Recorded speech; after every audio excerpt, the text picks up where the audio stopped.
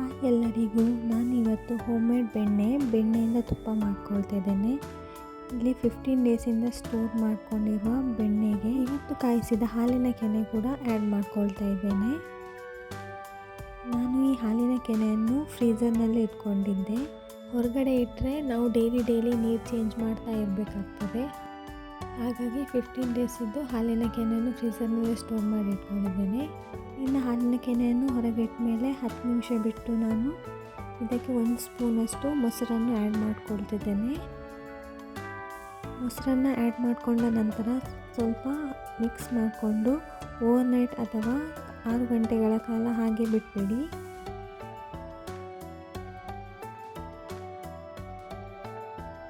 ಇವಾಗ ಒಂದು ಮಿಕ್ಸಿ ಜಾರಿಗೆ ಎಲ್ಲ ಹಾಲಿನ ಕೆನೆಯನ್ನು ಹಾಕ್ಕೊಳ್ತಾ ಇದ್ದೇನೆ.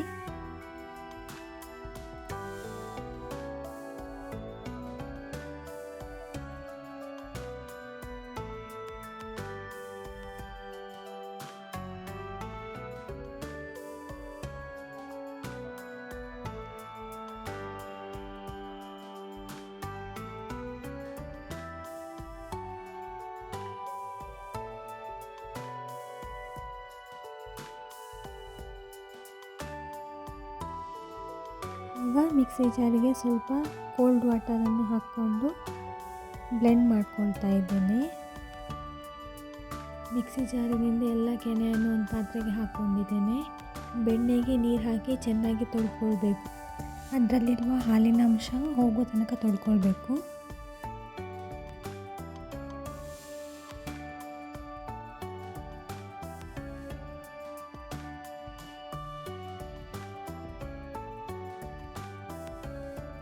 ಇಲ್ಲಿ ನೀವು ನೋಡ್ಬೋದು 15 ದಿನದ ಹಾಲಿನಿಂದ ಇಷ್ಟೊಂದು ಬೆಣ್ಣೆ ಸಿಕ್ಕಿದೆ.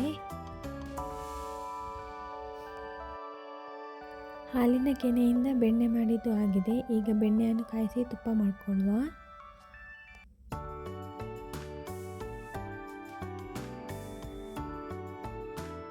ಇಲ್ಲಿ ನಾನು ಒಂದು ನಾನ್ ಸ್ಟಿಕ್ ಪಾತ್ರೆ ತಗೊಳ್ತಿದ್ದೇನೆ.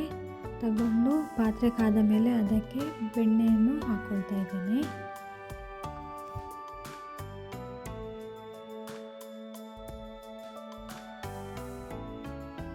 ಬೆಣ್ಣೆಯನ್ನು ಸರಿಯಾಗಿ ಕಾಯಿಸಬೇಕು.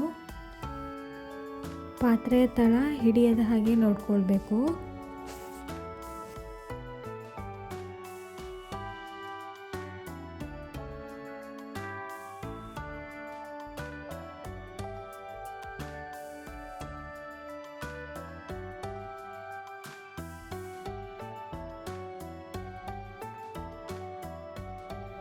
ಆವಾಗ ಹೀಗೆ ಕೈ ಆಡಿಸ್ತಾ ಇರಬೇಕು, ಇಲ್ಲಾಂದರೆ ತಳ ಹಿಡಿದ್ಬಿಡ್ತದೆ.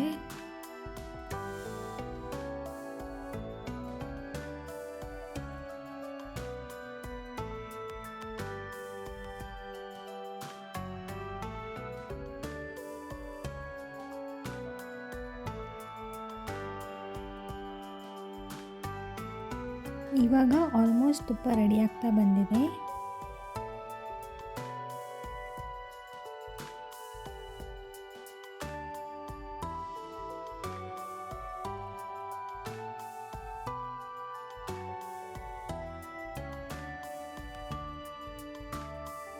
ಈಗ ಬೆಣ್ಣೆಯಿಂದ ತುಪ್ಪ ರೆಡಿಯಾಗಿದೆ ನೋಡಿ.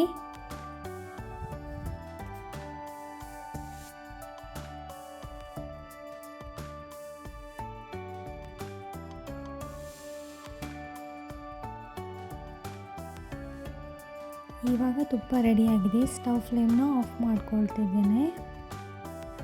ಫ್ಲೇಮ್ ಆಫ್ ಮಾಡಿದ ನಂತರ ಕೂಡ ಸ್ವಲ್ಪ ಕೈ ಆಡಿಸ್ತಾ ಇರಿ, ಇಲ್ಲಾಂದರೆ ತಳ ಹಿಡಿದ್ಬಿಡುತ್ತೆ.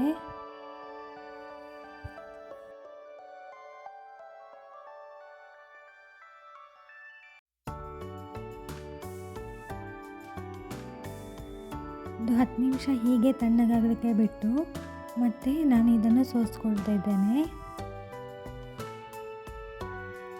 ನೀವು ಕೂಡ ಹಾಲಿನ ಕೆನೆಯನ್ನು ಸ್ಟೋರ್ ಮಾಡಿ ಇಟ್ಕೊಂಡು ಇದೇ ರೀತಿ ಹೋಮ್ಮೇಡ್ ತುಪ್ಪ ರೆಡಿ ಮಾಡ್ಕೊಳ್ಬೋದು.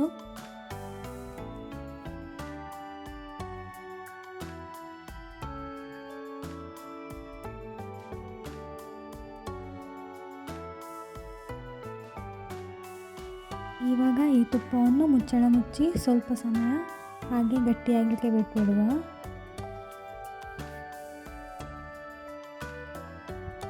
ನೀವಿಲ್ಲಿ ನೋಡ್ಬೋದು ತುಪ್ಪ ಈ ರೀತಿಯಾಗಿದೆ.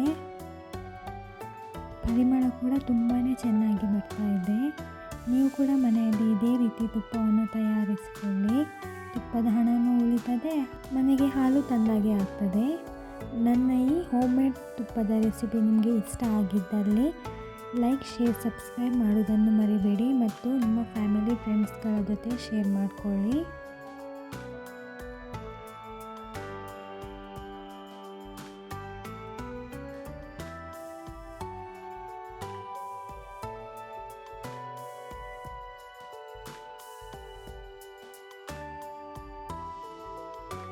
ಈ ತುಪ್ಪವನ್ನು ನಾನು ಒಂದು ಕಂಟೈನರ್ನಲ್ಲಿ ಸ್ಟೋರ್ ಮಾಡಿ ಇಟ್ಕೊಳ್ತಾ ಇದ್ದೇನೆ.